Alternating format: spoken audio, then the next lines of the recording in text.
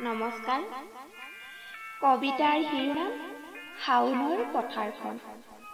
ৰচনা আৰু আবৃত্তি বিচিত্ৰামণি বৰা। শাওনৰ পথাৰখন, চাৰিওফালে কেৱল সেউজীয়া আৰু সেউজীয়া। খেতিয়কসকলৰ মন মতলীয়া।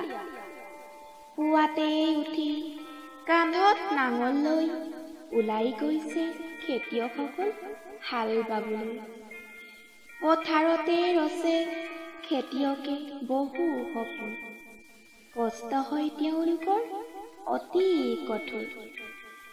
কপালৰ ঘাম মাটিত পেলাই ভাগৰতে ভাগৰুৱা হৈ কৰিছে খেতি তেওঁলোকে বছৰৰ বাবে খাবলৈ। অপেক্ষা মাথো আঘোণলৈ।